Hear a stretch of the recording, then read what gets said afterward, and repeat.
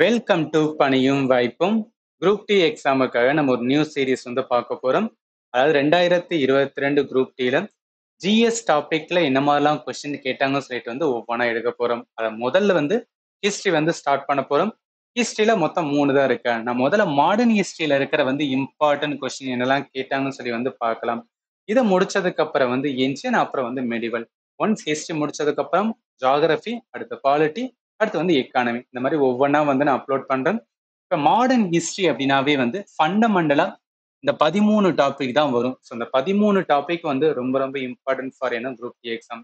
எதுக்காக இதை சொல்றேன்னா, இப்ப இருக்கிற டைம்ல வந்து அதாவது கண்டென்ட்டுக்கு வந்து பிரச்சனையே இல்லைங்க. பட் என்ன பிரச்சனைனா, நம்மளால ப்ராப்பரா ரிவிஷன் பண்ண முடியுதா, அந்த கிளாஸஸ் வந்து ஒரு கண்டினியூட்டி இருக்கா, ஒரு ஃப்ளோ இருக்கா அப்படின்னு பார்த்தீங்கன்னு வச்சுக்கலாம். நிறைய இன்ஸ்டியூட்ல வந்து அதை மிஸ் பண்றாங்க. ஸோ அதனால என்ன, மொத்தம் 13 டாபிக் மாடர்ன் ஹிஸ்டரி அப்படின்னாவே வந்து இந்த டாபிக் எல்லாமே நீங்க வந்து ப்ரிப்பேர் பண்ணியிருக்கணும்.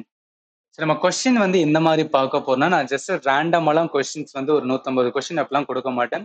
அதாவது ஸ்ப்ளிட் பண்ணுவேன். ஒவ்வொரு டாப்பிக்கா வந்து ஸ்ப்ளிட் பண்ணுவேன். எதுக்காக அந்த மாதிரினா, ஒரு ப்ரீவியஸ் கொஸ்டின் சீரிஸ் எதுக்காக பார்க்கணும்னா, என்ன மாதிரி கொஸ்டின்ஸ் வந்து கேட்குறாங்க, டஃப்னஸ் லெவல் எந்த மாதிரி இருக்கு, ஈஸியா இருக்கா இல்லை ரொம்ப கஷ்டமா இருக்கா, ஒரு டாபிக்ல எந்த ஏரியாவை அவன் கொஸ்டினா வந்து பிக் பண்றான், இதுதான் வந்து நான் ஐடென்டிஃபை பண்ணணும். இதை ஐடென்டிஃபை பண்ணிட்டு நான் 2025க்கு எப்படி ப்ரிப்பேர் பண்றது, இதுதான் என்ன பண்ண போறோம்னா இந்த கோர்ஸ் ஃபுல்லாவே வந்து நம்ம பார்க்க போறோம். இப்போ முதல்ல வந்து நான் சொன்னேன் மாடர்ன் ஹிஸ்டரியில் ஒரு 13 டாபிக். அதுல பிரிட்டிஷ் சம்பந்தப்பட்ட நிறைய கொஸ்டின்ஸ் வந்து கேட்டிருக்காங்க. அதுல முதல் டாபிக்கா வந்து கவர்னர் அண்ட் வந்து வைஸ்ராய், இது ரிலேட்டடா இந்த மாதிரிலாம் கொஸ்டின்ஸ் கேட்டாங்கன்னு சொல்லிட்டு ஒவ்வொன்றா வந்து பார்க்கலாம். இப்போ கொஸ்டினை பார்க்கறதுக்கு முன்னாடி நீங்க ஆல்ரெடி ஃபண்டமெண்டல் ஹிஸ்டரி வந்து லேர்ன் பண்ணிருக்கீங்க அப்படின்னா, நீங்க லேர்ன் பண்ண நோட் வச்சிருப்பீங்களா, அதை அப்படியே வந்து ஓப்பன் பண்ணிக்கங்க. எதுக்காகனா, இந்த கொஸ்டினை பார்க்கும்போது அப்படியே உங்க நோட்டையும் பாருங்க. எஸ், இதெல்லாம் நான் லேர்ன் பண்ணிக்கணும்னு சொல்லிட்டு அங்கே என்ன பண்ணுங்கன்னா அந்த டாப்பிக்கை வந்து ரிவிஷன் பண்ணுங்க. ரெண்டு அட்வான்டேஜ் போனா நம்ம கொஸ்டினை பார்த்த மாதிரி இருக்கும், அந்த டாப்பிக்கை ரிவிஷன் பண்ண மாதிரி இருக்கும். இந்த மாதிரி பார்க்கும்போது என்னன்னு வச்சுக்கலாம், மைண்ட்ல நல்லாவே நின்றுக்கிறோம். அதனாலதான் சொல்றேன்.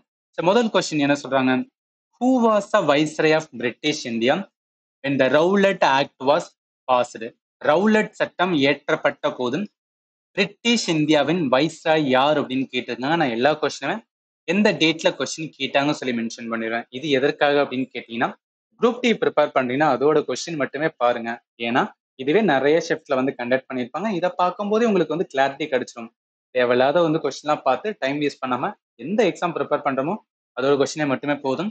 இப்ப பார்க்குற அந்த கிளாஸ் பிடிஎஃப் எல்லாமே வந்து என்னன்னா டெலிகிராம் சேனல் பிளஸ் வந்து ஆப்லமே வந்து ப்ரொவைட் பண்ணிடுவேன். நீங்க என்ன பண்ணிக்கலாம்னா ரிவிஷன் சீரிஸ்க்கு வந்து யூஸ் பண்ணிக்கலாம். சரி, இப்ப இந்த கேள்வியில என்ன அப்படின்னா, வைஸ்ராய் வந்து கேட்டிருக்காங்களா, அது ரவுலட் ஆக்ட். ரவுலட் ஆக்டோட இயர் தெரிஞ்சா போதும், அதை வச்சு இந்த கொஸ்டினை வந்து ஆன்சர் பண்ணலாம். அது எப்படின்னா, நம்ம லேர்ன் பண்ணிருக்கோம் ரவுலட் ஆக்ட் எப்போ வரும், 1919 இந்த பீரியட்ல தான் வந்து ஜாலியன் வாலாபாக்குமே வரும். ரைட்டா, கனெக்ட் பண்ணுங்க.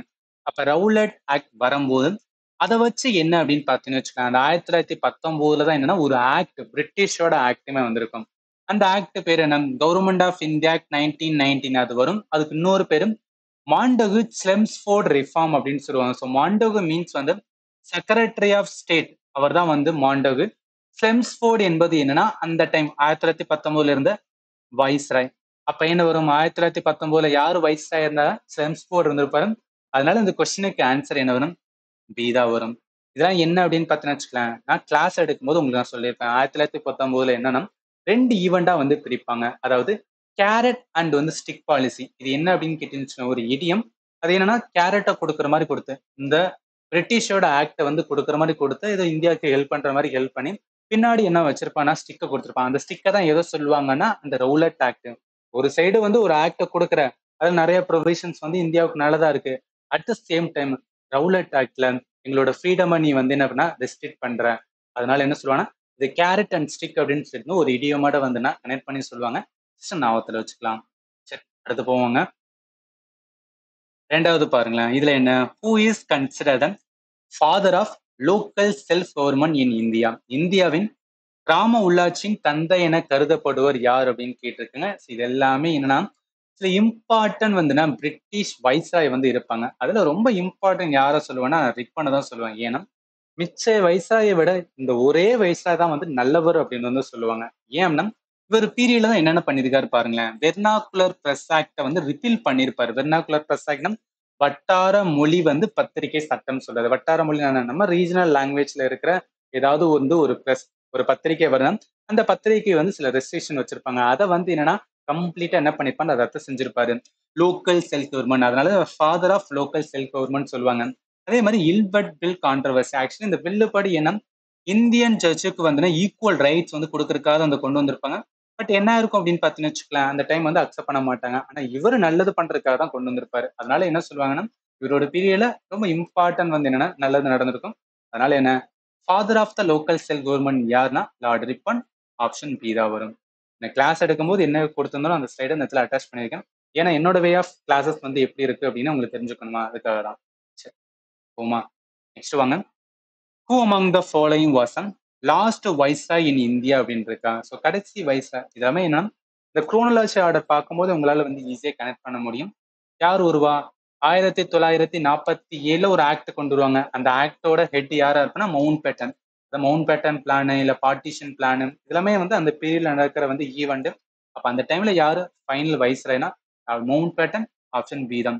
ஹிஸ்டரி பொறுத்தளவுக்கு வந்து குரூப் டில ரொம்ப சிம்பிளா தான் இருக்கும். பட் என்ன பிரச்சனை அப்படின்னு பார்த்தீங்கன்னு வச்சுக்கலாம், கரெக்டா வந்து என்னன்னா நம்ம ரிவிஷன் பண்ணணும். ஏன்னா இங்க பிரச்சனையே வந்து ரிவிஷன் தான். அங்கங்க வந்து படிப்போம். ஒவ்வொரு இன்ஸ்டியூட்டும் ஒவ்வொரு மாரி நோட் இருக்குன்னு சொல்லி வந்து குடுப்பாங்க. நம்மளும் வந்து படிச்சுட்டே போயிட்டு இருப்போமே தவிர, ஆனா ஆல்ரெடி ப்ரிப்பேர் பண்ணத வந்து ஒரு 10 டைம், 15 டைம் ரிவிஷன் பண்ணுமான்னு பார்த்தோம்னா, பண்ணியிருக்க மாட்டோம். அதுதான் இங்க லேக்கா இருக்கும். அத மட்டும் என்னன்னா, ரொம்ப வந்து என்னன்னா தேடி தேடி போகாதீங்க. ஸ்ட்ரிக்ட் டு த வந்து ஒன். இதுதான் நான் ப்ரிப்பேர் பண்றேன். இத கேட்டா நான் ஆன்சர் பண்ணுவேன்னு சொல்லிட்டு வந்து, அந்த மைண்ட் செட்டுக்கு வந்து கொண்டு வாங்க. ஸோ அதுதான் வந்து என்ன அப்டின்னா, நல்லாவே யூஸ்ஃபுல்லா இருக்கும். சோ அடுத்து போவோமா? நெக்ஸ்ட் வாங்க.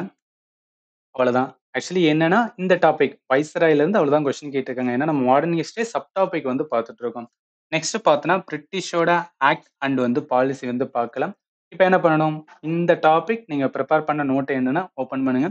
அத அப்படியே வந்து கொஸ்டினா வாங்க. இப்ப கொஸ்டின் பார்த்தம்போது, ஏதாவது ஒரு இடத்துல வந்து நம்ம நோட் பண்ணாம இருக்கோம். நம்மளோட நோட்ல இல்லாம இருந்துச்சுன்னா, என்ன பண்ணுங்கன்னா, உங்க நோட்டோட சைட்ல பென்சில வந்து நோட் பண்ணுங்க. இப்ப இந்த கொஸ்டின் இருக்கு. இந்த கொஸ்டின்ஸ் வந்து நீங்க நோட் பண்ணாம இருக்கீங்க அப்படின்னா, சைட்ல வந்து நோட் பண்ணுங்க. எதுக்காகன்னா, நீங்க ரிவிஷன் பண்ணுவீங்க. உங்க நோட்ட தான் ரிவிஷன் பண்ணுவீங்க. ரிவிஷன் பண்ணும்போது இந்த சைட்ல நோட் பண்ணும்போது நம்ம ஓகே நம்ம மைண்டுக்கு வரும். ஓகே இந்த மாரி கொஸ்டின்ஸ் வந்து கேட்டிருந்தாங்க. நான் மறுபடியும் வந்து நான் ரிவிஷன் பண்ணணும்னு சொல்லிட்டு வந்து, இப்ப 2வது டைம் ரிவிஷன் பண்ணீங்க. அடுத்து ரிவிஷன் பண்ணும்போது 3வது டைம் பண்ணுங்க. இந்த மாரி பண்ணும்போது என்ன உங்க மைண்ட் நின்டுக்கும். நல்லாவே எக்ஸாமுக்கு வந்து யூஸ்ஃபுல்லா இருக்கும். ஏன்னா ஃபண்டமெண்டல் டாபிக்க பொறுத்தளவுக்கு அந்த ஏரியாக்குள்ள தான் உங்க கொஸ்டினே கேட்டாகும். அதனால தான் வந்து சொல்றேன். இதுல முதல் கொஸ்டின் அப்படின்னு பார்த்தா, the first municipal corporation was set up during the British era in the former presidency town of dash in 1688. முதல் முனிசிபல் கார்ப்பரேஷன் பிரிட்டிஷ் காலத்தில் 1688 டேஷ் முன்னாள் பிரசிடென்சி டவுனில் அமைக்கப்பட்டது அப்படின்னு இருக்காங்க. பிரசிடென்சி அப்படின்னா ஒண்ணும் கிடையாது. பிரிட்டிஷோட பீரியட்ல ஒரு 3 பிரசிடென்சி வந்து இம்பார்ட்டன்ட் சொல்லுவாங்க. ஒண்ணு வந்து பாம்பே. ஸோ ஒண்ணு வந்து பாம்பே, இன்னொன்னு வந்து பெங்கால், இன்னொன்னு வந்துன்னா மெட்ராஸ். 3 தான் என்ன அப்டின்னா, இம்பார்ட்டன்ட் பிரசிடென்சி ஆஃப் வந்து பிரிட்டிஷ் அப்டின்னு சொல்லுவாங்க. இந்த 3ல எதுல வந்து ஃபர்ஸ்ட் முனிசிபல் கார்ப்பரேஷன் ஓப்பன் பண்ணாங்க அப்டின்னு கேட்குறாங்க. இந்த கொஸ்டினுக்கு ஆன்சர் என்ன வரும் அப்டின்னா, மெட்ராஸ், சென்னையில தான் என்ன பண்ணியிருப்பாங்கன்னா, ஃபர்ஸ்ட் முனிசிபல் கார்ப்பரேஷன் அந்த இயர் பாருங்களேன். 1688 இந்த இயரை ஞாபகத்துல வச்சுக்கங்க. இது வந்து கேட்பாங்க. 1688 ஃபர்ஸ்ட் முனிசிபல் கார்ப்பரேஷன்ஸ் வந்துன்னா, சென்னை மெட்ராஸ்ல தான் வந்து எஸ்டாப்ளிஷ் பண்ணியிருக்காங்க. இப்ப பிரசன்ட் டே அத வந்து என்ன சொல்லுவோம்னா, greater Chennai corporation. Actually mayor இருக்காங்களா, நெறைய வந்து நியூஸ்லயே பார்த்திருப்போம். மேயர் பிரியா வந்து அது மாரி சொன்னாங்க. அப்படின்னு சொல்லி நெறைய நியூஸ் சேனல்லயே பார்த்திருப்போம். ஜஸ்ட் வந்து கனெக்ட் பண்ணுங்க. இப்ப என்ன 1688 எங்க? சென்னை, மெட்ராஸ். அதனால ஆப்ஷன் ஏ தான் வரும். நெக்ஸ்ட் போலாம்.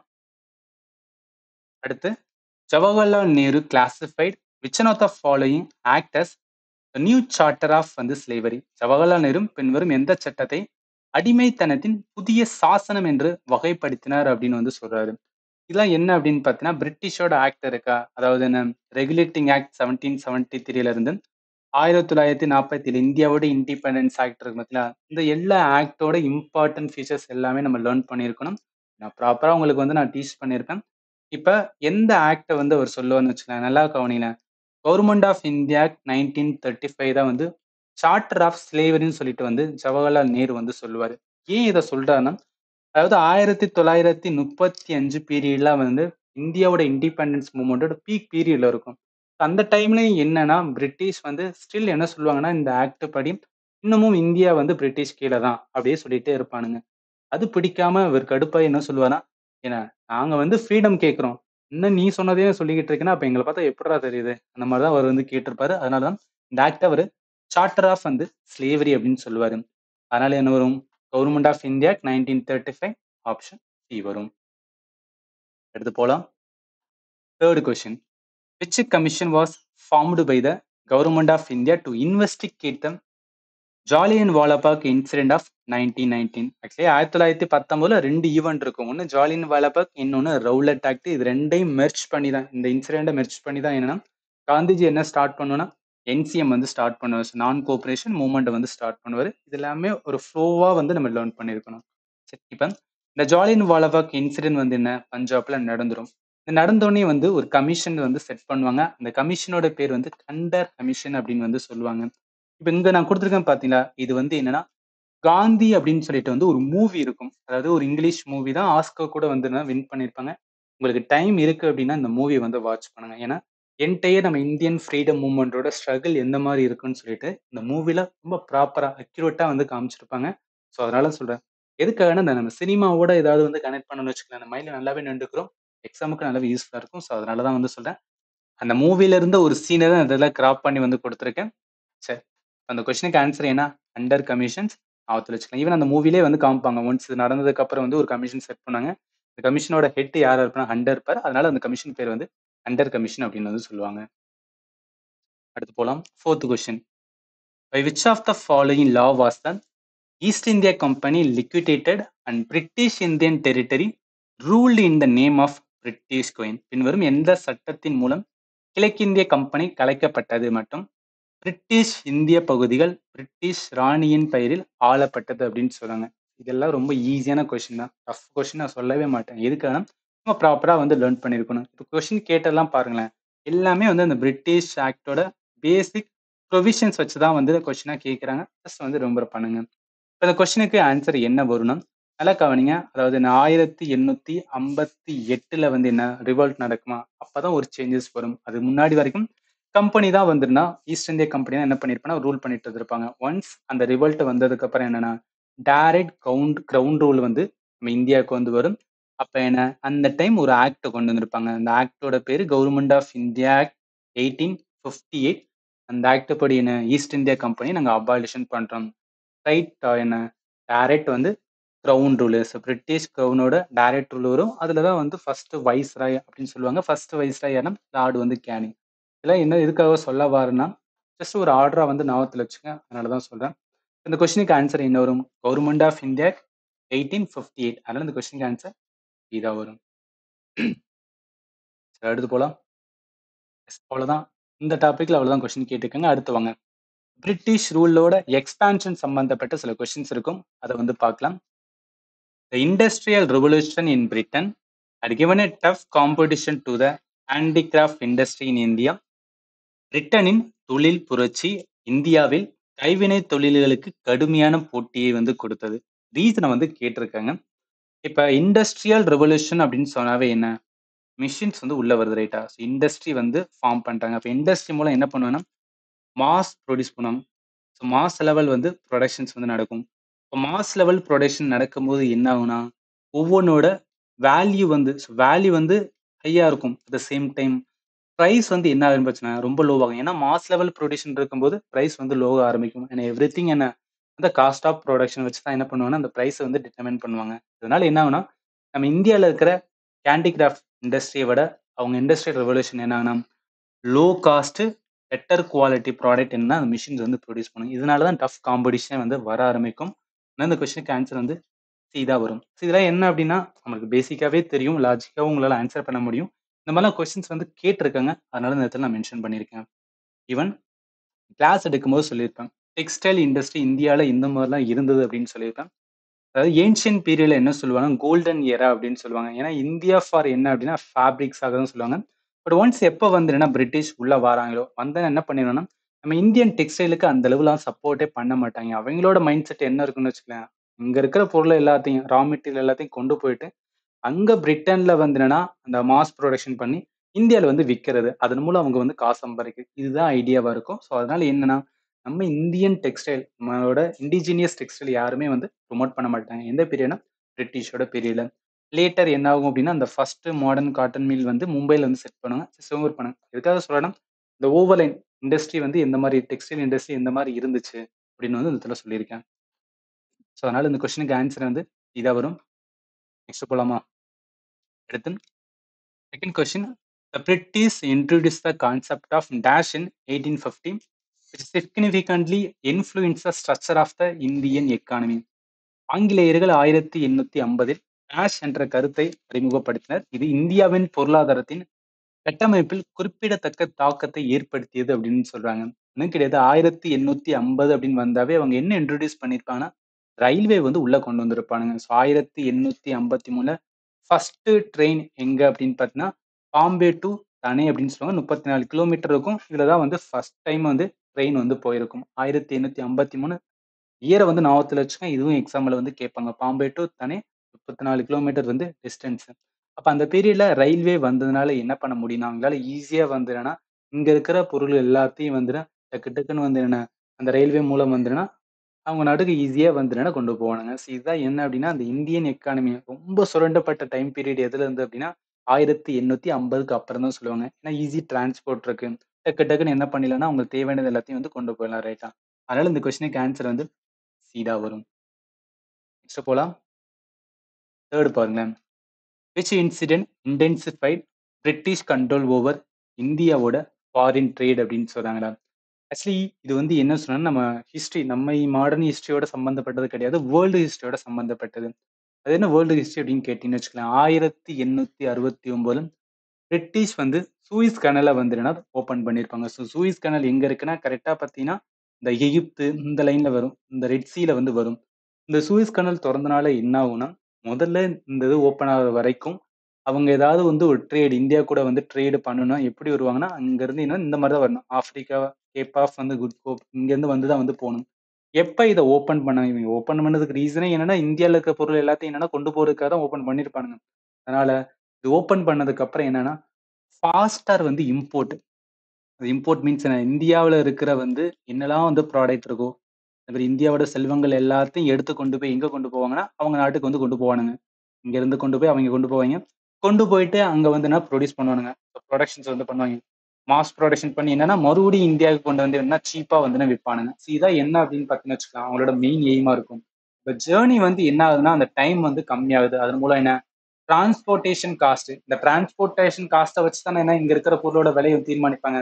அது எல்லாமே கம்மியாகும்போது என்ன, நம்ம இந்தியால இங்க இருக்கிற பீப்புளோட தயாரிக்கிற பொருள விட அவங்க தயாரிக்கிற பொருள் வந்து ரொம்ப சீப்பா இருக்கும். அதுக்கான காரணம் பார்த்தீங்கன்னு வச்சுக்கலாம், அந்த லேட்டர் பீரியட்ல அந்த ஃபாரின் ட்ரேட் ஏன் வந்து டோட்டலா சேஞ்ச் ஆயிருக்குன்னா, பிகாஸ் ஆஃப் வந்து இந்த சூயிஸ் கனல் சொல்லுவாங்க. ஸோ ஞாபகத்துல வச்சுக்கோங்க. அதனால என்ன வரும்? ஓப்பனிங் ஆஃப் த சூயிஸ் கனல் தான் வந்து என்ன இந்தியாவோட ஃபாரின் ட்ரேட வந்து என்ன பண்ணும்னா, நல்லாவே வந்து சேஞ்ச் பண்ணி விடும்னு சொல்லுவாங்க. அதனால ஆன்சர் வந்து டி தான் வரும். இப்ப பிரிட்டிஷ் சம்பந்தப்பட்ட குரூப் டில என்னெல்லாம் கொஸ்டின் கேட்டாங்களோ அதை வந்து பார்த்தோம். ஸ்டார்டிங்ல வந்து வைஸ்ராய் வந்து பார்த்தோம். ரைட்டா? ஸோ வைஸ்ராய் லிட்டரா கொஸ்டின் கேட்டிருந்தாங்க. அடுத்து பிரிட்டிஷோட ஆக்ட் ரிலேட்டடா. மூணாவது பிரிட்டிஷோட பாலிசி பிளஸ் வந்து எந்த மாதிரி ட்ரேட்லாம் இருந்துச்சு. இந்த இதுல தான் என்ன கொஸ்டின் கேட்கறாங்க. அப்ப என்ன பண்ணணும், நம்ம ஃபண்டமெண்டல் லேர்ன் பண்ணணும். இந்த ஏரியாலாம் என்ன பண்ணணும், ரிவிஷன் பண்ணணும். 2025க்கு நல்லாவே யூஸ்ஃபுல்லா இருக்கும். So இதுக்கப்புறம் என்ன அப்படின்னு பார்த்தீங்கன்னு வச்சுக்கோங்க, காந்திஜி நம்மளோட ஃப்ரீடம் மூவ்மெண்ட் ரிலேட்டடா வந்து நிறைய வந்து என்னன்னா கொஸ்டின்ஸ் இருக்கு. அதை நான் நெக்ஸ்ட் வீடியோல கொடுக்குறேன். ஏன்னா இது ஃபர்ஸ்ட் வீடியோனால வந்து ஒரே வீடியோல வந்து அதிகமான கொஸ்டின் கொடுக்குவேன்னு நான் நினைச்சேன். இந்த சீரிஸ் வந்து உங்களுக்கு வந்து அப்ரோச் நல்லா இருந்துச்சு அப்படின்னா அந்த வீடியோல கமெண்ட்ல வந்து சொல்லுங்க. இப்போ ஃபைனலா வந்து நான் ஃபண்டமெண்டல் கிளாஸஸ் என்டையரா, அதாவது நான் சென்ட்ரல் கவர்மெண்ட் எக்ஸாமுக்காக மட்டும்தான் டீச் பண்ணிட்டு இருக்கேன். அதுவும் பர்டிகுலர் ஜிஎஸ் டாபிக் மட்டும்தான். ஆன்லைன்ல ஜிஎஸ்க்காக சென்ட்ரல் கவர்மெண்ட் எக்ஸாம் ப்ரிப்பேர் பண்றீங்கன்னா என்னோட ஃபாலோ பண்ணுங்க. டெஃபினட்டா உங்களுக்கு வந்து ப்ராப்பரா வந்து இருக்கும்.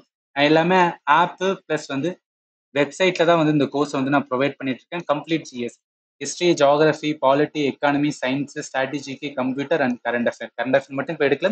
மிச்ச டாபிக் எல்லாமே என்ன அப்படின்னு பார்த்தீங்கன்னா ஆல்மோஸ்ட் வந்து கம்ப்ளீட் பண்ணிட்டேன். இந்த கோர்சஸ் வந்து நீங்க ஆக்சஸ் பண்ணணும்னா ஆப்புக்கான லிங்க் இந்த வீடியோ நான் டிஸ்கிரிப்ஷன்ல கொடுக்குறேன். நீங்க ஓப்பன் பண்ணிட்டு இந்த மாதிரி வரும். அதாவது என்னன்னா இந்த கீழே ஸ்டோர் அப்படின்னு இருக்கும். இதை கிளிக் பண்ணினா இந்த மாதிரி வரும். இதுல 400 ரூபா அப்படின்னு காமிக்கும். பட் 440 வந்து நீங்க பே பண்ணுவீங்க. எதுக்காக 40 ரூபா கூட வருது அப்படின்னு பார்த்தீங்கன்னா, இந்த ஆப்பை மேனேஜ் பண்ற கம்பெனி வந்து 40 ரூபா எடுப்பாங்க. அவங்க கிளவுட் ஸ்டோரேஜ்னு சொல்லிட்டு வந்து 40 ரூபா எடுத்துக்கிடுவாங்க. இது ஒரு வருஷம் வந்து வேலிடிட்டிக்கு வரும். அதாவது 1 இயர் வந்து வேலிடிட்டி. இன்னைக்கு ஜாயின் பண்ணிடும். அன்னிலிருந்து 1 இயர் என்ன பண்ணிக்கலாம், அந்த கோர்ஸ் வந்து ஆக்சஸ் பண்ணலாம். கோர்ஸ்ல ஜாயின் பண்றதுக்கு முன்னாடி வந்து நான் டெமோ கிளாஸஸ்லாம் கொடுத்துருக்கேன். அதாவது என்னோட வே ஆஃப் டீச்சிங் வந்து கொஞ்சம் டிஃப்ரெண்டா இருக்கும். நார்மல் ஒரு இன்ஸ்டியூட்ல டீச் பண்ற மாதிரி இருக்கும். ஏன்னா மோஸ்ட்லி முடிஞ்ச அளவுக்கு வந்து மைண்ட் மேப்பு, அனிமேஷன்ஸ் இந்த மாதிரி தான் வந்து நான் டீச் பண்ணியிருப்பேன். ஸோ அதனால டெமோ கிளாஸஸ் எல்லாமே நான் கொடுத்துருக்கேன் எல்லா சப்ஜெக்ட்டுக்குமே. அதை பார்த்துட்டு என்னோட வே ஆஃப் டீச்சிங் வந்து உங்களுக்கு நான் வந்து ப்ராப்பராக வந்து அண்டர்ஸ்டாண்டிங் கிடைச்சிச்சுன்னா நீங்கள் வந்து ஜாயின் பண்ணிக்கலாம். ஒன்ஸ் ஜாயின் பண்ணதுக்கப்புறம் ஆல் இன் ஒன் ஜிஎஸ் கோர்ஸில் தனித்தனி வந்து ஃபோல்டர் கொடுத்துருப்பேன். அது நீங்கள் பார்த்துக்கலாம். மாடர்ன் ஹிஸ்ட்ரியில் 13 வீடியோ இருக்கும். நான் சொன்ன பார்த்தீங்கன்னா 13 டாப்பிக்கும் இந்த கம்ப்ளீட் பண்ணியிருப்பேன். இதுக்கான பிடிஎஃப் நான் அட்டாச் பண்ணியிருப்பேன். அதுலேயும் நீங்கள் டவுன்லோட் பண்ணிக்கலாம். இப்போ இது ரிலேட்டடாக ஏதாவது டவுட் இருக்கு, டேரெக்டாக என்கிட்ட வந்து பேசணும்னு நினைச்சீங்கன்னா என்னோட ஃபோன் நம்பர் 7871385142. நீங்கள் வாட்ஸ்அப்பில் கேட்கலாம், இல்லை வந்து கால் பண்ணி கூட வந்து ஏதாவது டவுட் இருந்துச்சுன்னா கேட்கலாம். கண்டிப்பாக உங்களுக்கு ஆன்சர் பண்ணுவேன். ஸோ தயங்காதீங்க. ஏதாவது ஜெனியூனாக டவுட் இருந்துச்சுன்னா கண்டிப்பாக கால் பண்ணுங்க. கண்டிப்பாக உங்களுக்கு ஆன்சர் பண்ணுவேன்.